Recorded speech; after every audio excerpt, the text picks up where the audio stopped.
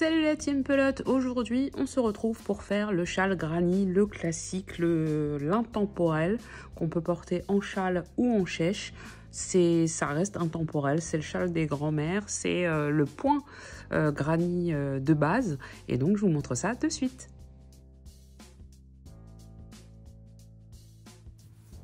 Pour faire ce châle, je vais travailler avec la Flowers Moonlight. Donc c'est un fil que vous allez retrouver sur mon site www.marlinis.com. C'est un fil que je travaillais avant d'avoir mon site et je voulais absolument le mettre à mon catalogue parce que j'adore ce fil. Donc c'est un cake dégradé, donc un dégradé de couleur avec des paillettes. Pour celles et ceux qui me suivent, vous savez à quel point les paillettes pour moi c'est toute une histoire. Donc ce sont des pelotes de 260 grammes qui font 1000 mètres, donc un cake suffit largement pour avoir un grand châle que vous pouvez porter soit en châle soit en chèche comme je vous disais.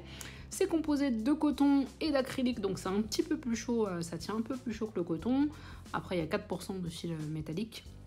Ces pelotes existent aussi sans paillettes. Pour celles et ceux qui sont un peu moins pis que moi, vous pouvez être plus sobre. C'est tout à fait possible. Il y a plusieurs couleurs, j'en ai sorti deux autres ici pour vous montrer. Voilà, donc très pailletée celle-ci, et la version non pailletée s'appelle Flowers tout court. Donc celle-ci c'est Flower Moonlight, et sans paillettes ça sera Flower tout court. C'est un fil qui se crochette normalement en 3, mais j'ai tendance à crocheter serré, donc pour moi ce sera du 3,5. Ça donne par ailleurs un peu plus de souplesse à ce châle. Il vous faudra une paire de ciseaux, les aiguilles pour rentrer les fils, et on va commencer de suite. Pour ce châle, et comme beaucoup d'ouvrages au crochet, on va commencer par le cercle magique que je vais vous expliquer de façon à ce que vous puissiez y arriver. Si jamais vous avez vraiment des difficultés à le réaliser, sachez que j'ai fait une vidéo qui s'appelle le cercle magique pour les nuls, où je vous explique toute la logique et comment réussir à coup sûr ce cercle magique. Je vous explique tout en détail. Mais là, faites comme je vous montre, normalement ça devrait aller. Le sens du fil a beaucoup d'importance dans le cercle magique. Vous allez mettre le morceau de fil relié à rien à l'intérieur de votre main. Ensuite, on va tourner une seule fois autour de deux doigts et on va former une croix comme ça, qu'on va venir coincer ici. On va passer notre crochet de cette manière-là. On va venir chercher le brin qui est ici, là, le deuxième. On va venir le chercher, on va le faire passer comme ça. On va tourner notre crochet, ce qui va avoir pour effet de former une boucle que vous voyez là. On va reprendre le brin qui est ici. Et ce brin-là, on va venir le faire passer dans la boucle ici. Hop, on attrape comme ça. Et on a une maille en l'air. Et on enlève nos doigts. Et on a le cercle magique. Qu'est-ce qu'il a de magique ce cercle? Si vous tirez sur le fil, il se resserre. Et c'est ce qu'on va faire tout à l'heure. Donc là, j'ai une première maille serrée. Je vais en faire 3 autres. Donc j'aurai 4 mailles en l'air, pas des mailles serrées, pardon, des mailles en l'air. Donc 4 mailles en l'air au total. 1, 2, 3 et 4. Donc vous en ajoutez 3 après celle du cercle magique. Donc les 3 premières vont faire office de bride. La dernière, c'est l'équivalent d'une maille en l'air de séparation. Donc si vous êtes vraiment débutant, ne vous inquiétez pas, vous allez comprendre dans quelques instants. Ici, on va passer dans le cercle magique et on va faire 3 brides. Donc une bride, je vous remontre doucement comment on fait une bride.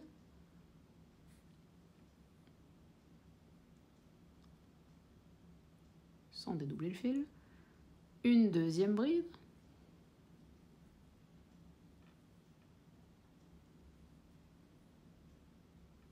Et une troisième bride.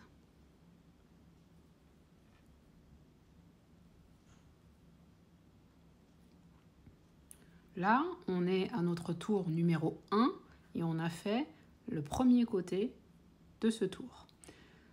On va mettre 3 mailles en l'air. 1, 2, 3. Ces 3 mailles en l'air, elles vont permettre d'augmenter au fur et à mesure la taille du châle. Donc progressivement, ça va former le triangle et progressivement, il va s'agrandir ce triangle. Et ça va matérialiser également le centre du châle. vous allez voir. Donc, à partir du centre du châle, dès qu'on a matérialisé le centre par ces 3 mailles en l'air, on reproduit de l'autre côté exactement ce qu'on vient de faire ici. Donc de l'autre côté en miroir. Donc on va remonter dans l'autre sens en faisant 3 brides, une maille en l'air de séparation et on fermera le tour par une bride, puisqu'ici nos 3 premières mailles en l'air faisaient office de bride. Donc 3 mailles en l'air, 3 brides,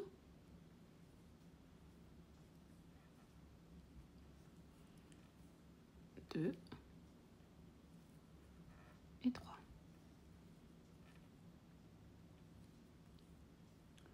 Une maille en l'air de séparation et on ferme ce tour avec une bride. J'enlève mon crochet, je viens tirer sur mon fil ici, qui est le fil du cercle magique, et c'est ce qui fait que c'est magique. On le serre à fond, on n'a plus de trou, on a une pointe, on a un mini châle. Et donc ici on a une bride, l'équivalent d'une bride de chaque côté. Après on a une maille en l'air qu'on voit pas trop pour le moment, pas beaucoup d'espace, mais on devine quand même. 3 brides, 3 mailles en l'air qui matérialisent le centre du châle, et on repart dans l'autre sens avec 3 brides, une maille en l'air, une bride. On va faire le tour numéro 2. Tour numéro 2, on va faire 3 mailles en l'air qui donc feront office de bride. 1, 2, 3. On rajoute une 4e maille en l'air qui, elle, fera office de séparation, de maille en l'air de séparation. On retourne notre travail. Et là, on va venir passer, on va venir dans l'espace où on a mis cette fameuse maille en l'air et on va mettre dans ce même espace, on va mettre 3 brides. 1, 2, 3. Ce groupe de 3 brides, on va le séparer avec une maille de séparation et on va venir en faire un nouveau dans cet espace ici.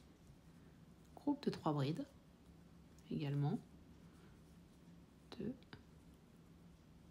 3. On fait 3 mailles en l'air du centre du châle. 2, 3. Et on va remettre dans le même espace 3 nouvelles brides, puisqu'on repart avec l'effet miroir. 1, 2, 3. Comme en face, on mettra une maille en l'air. On va aller chercher notre espace ici. Donc derrière nos 3 brides, on a un espace là et on va y mettre 3 brides. 1, 2, 3. Une maille en l'air de séparation. Et dans l'équivalent de ma bride là, donc mes 3 mailles en l'air, je vais venir faire une bride pour fermer ce tour. Donc je vais piquer dans une des mailles en l'air, la dernière de préférence. C'est pas toujours évident, mais on fait comme on peut. Et on a terminé ce tour là.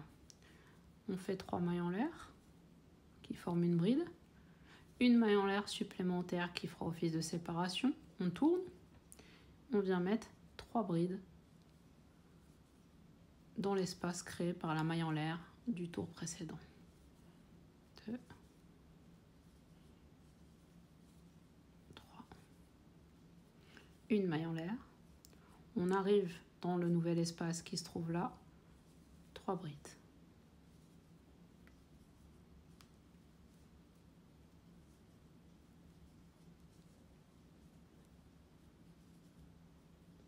Une maille en l'air. On arrive dans l'espace central, et donc l'espace central, c'est 3 brides.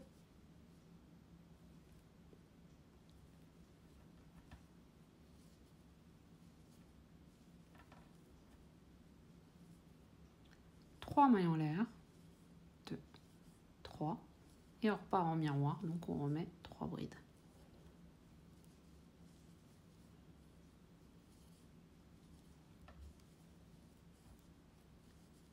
Et donc là, on remonte, on fait une maille en l'air, 3 brides dans le premier espace.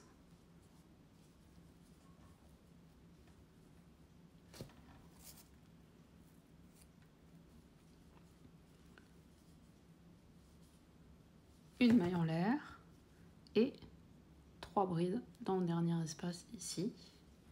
1, 2, 3. Une maille en l'air et on va mettre une bride dans la première bride ici. On ferme avec une bride. On repart pour un nouveau tour. 1, 2, 3 qui font office de bride. Une quatrième qui fera office de maille de séparation. Et là, comme on a fait sur les autres tours, dans cet espace, on va venir mettre 3 brides.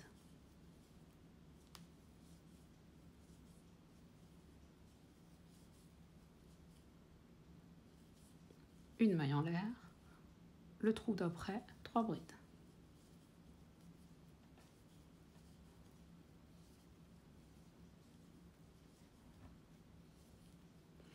Une maille en l'air, le trou suivant, 3 brides.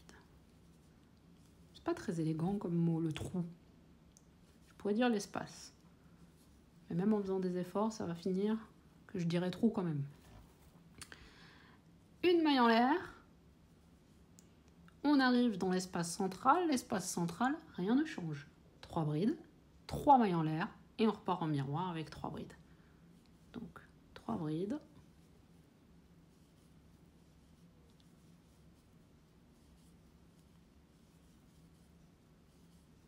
Mailles en l'air, 3 brides.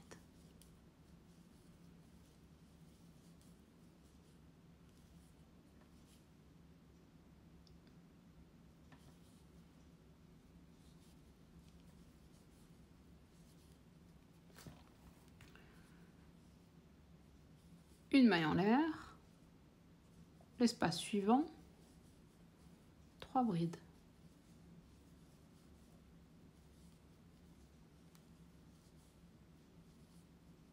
Une maille en l'air, l'espace suivant, 3 brides.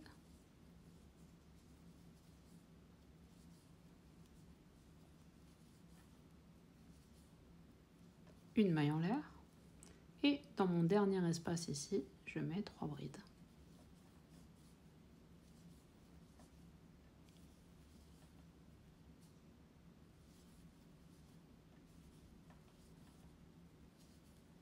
Je fais une maille en l'air et je fais une dernière bride que je viens piquer dans la dernière maille en l'air du tour précédent. Donc vous avez, j'imagine, très bien compris la technique. Vous allez refaire ça systématiquement pour tous les tours, absolument tous les tours. On commence par 3 mailles en l'air. Dans le tout premier espace qu'on a créé avec notre maille en l'air, on fait 3 brides.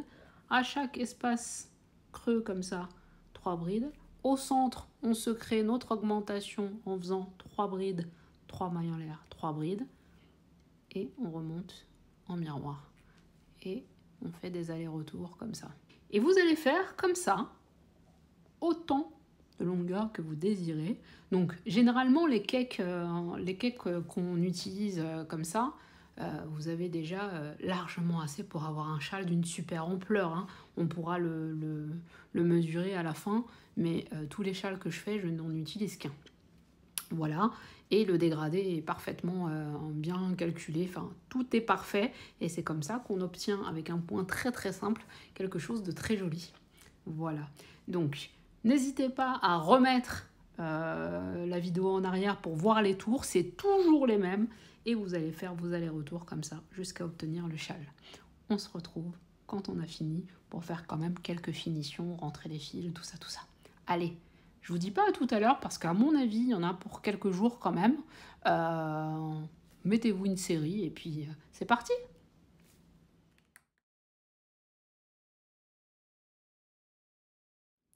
Bon bah ça y est, on est arrivé au bout. Ça donne un super dégradé. Enfin voilà, vous avez vu que le dégradé était hyper progressif. La transition est très discrète. Donc ça c'est plutôt cool. On va fermer ici. Donc la dernière maille qui est ici. On va zoomer un peu. Je voulais vous montrer en fait deux, trois petits trucs pour pas avoir de problème par la suite, qu'ils ne se défassent pas. Donc là je suis dans la dernière maille. Je vais tirer donc un peu le fil. Je vais couper en laissant un peu de marge. Hop. Et en fait, quand vous allez rentrer les fils, où est mon aiguille? Hop. Donc, faut savoir que j'ai pas une très bonne vue. Donc quand il s'agit de rentrer des fils, c'est jamais très... Enfin, quand il s'agit de mettre l'aiguille en tout cas. Le fil dans l'aiguille, c'est pas simple. Alors, vous allez... Vous voyez, votre fil il sort ici. Vous allez passer en dessous, comme ça, de façon vraiment à sécuriser. Est-ce que votre châle ne se défasse pas avec le lavage, avec... voilà, donc vraiment, une première fois, vous passez comme ça en dessous. Vous repassez au moins une seconde fois. Et en fait, on va le passer ensuite très discrètement.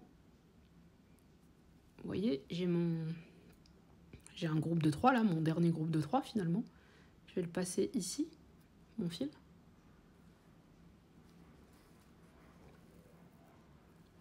En fait, l'idée en rentrant les fils, c'est que ça ne se voit pas, mais que votre travail soit sécurisé. Ici, on va passer le long d'une bride.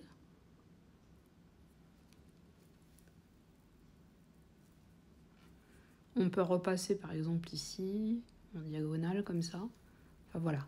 Faites attention quand vous rentrez vos fils, que ça reste discret, tout en permettant à votre châle de rester entier.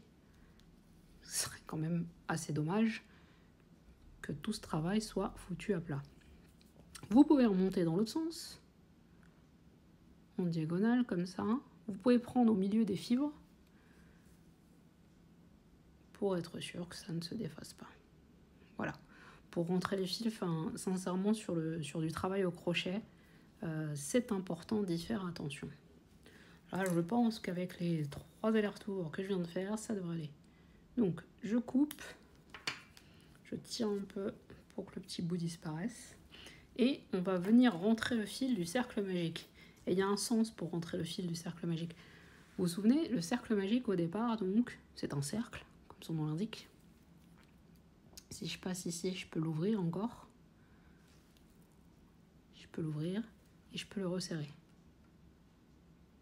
Et ben, on va prendre notre fil et on va le faire passer une deuxième fois dans cette boucle-là. D'ailleurs, si votre fil est un peu dédoublé comme ça, n'hésitez pas à couper pour que ce soit plus net. D'ailleurs, je vous le montre jamais parce que c'est déjà pas si simple que ça à assimiler le cercle magique, mais vous avez le cercle magique double. Donc ce que je suis en train de faire là, vous le faites au départ, c'est-à-dire que vous rentrez, vous tournez pardon, le fil deux fois autour de vos doigts. Alors toujours pareil, la même histoire, hein. Ma vue, tout ça. On croit qu'on a 20 ans, mais on les a plus. Alors, donc, mon cercle magique, il s'ouvre comme ça normalement. Si je tire ici, ça me donne le sens du fil. Je vais repasser là, ça évitera que le cercle magique se défasse. Donc je refais finalement un tour. Et je vous disais, oui, vous pouvez faire un cercle magique double. Quand vous tournez, quand je vous dis de tourner une fois autour de vos doigts, vous n'avez qu'à le faire 2 fois, en fait. Mais ça, c'est quand vous maîtriserez le cercle. Une fois, c'est déjà pas mal, et puis après, on finit à l'aiguille. Puis une fois qu'on a fait ça, ben pareil, on va aller camoufler le fil, tout en assurant que ça ne se défasse pas au premier lavage. Donc on essaye de suivre le mouvement tout en sécurisant notre ouvrage. je repars dans l'autre sens éventuellement et je vais pouvoir couper.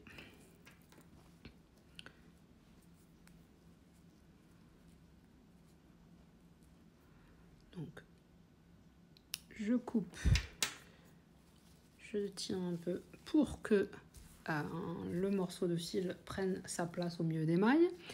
Ce que vous allez pouvoir faire, on me pose souvent la question, je les utilise tout le temps. Depuis que je fais des vidéos, j'ai la question qui revient tout le temps. Où trouver ces petites étiquettes? Là, fait main, handmade. Et ben maintenant sur ma boutique en ligne. Donc on va pouvoir rajouter ça. C'est vrai que ça donne une petite touche, ça personnalise. Quand on offre nos ouvrages en cadeau, c'est plutôt sympa. Et voilà, donc ça, vous faites la couture discrète avec... moi, il me reste un tout petit peu de fil, donc ça va me servir à ça. Vous faites votre petite couture discrète et vous aurez fini. J'espère que vous êtes hyper fiers de votre travail. En tout cas, moi, je le suis. Si vous voulez mettre des photos, n'hésitez absolument pas. Et je vous dis à bientôt pour une nouvelle vidéo. Ciao, ciao!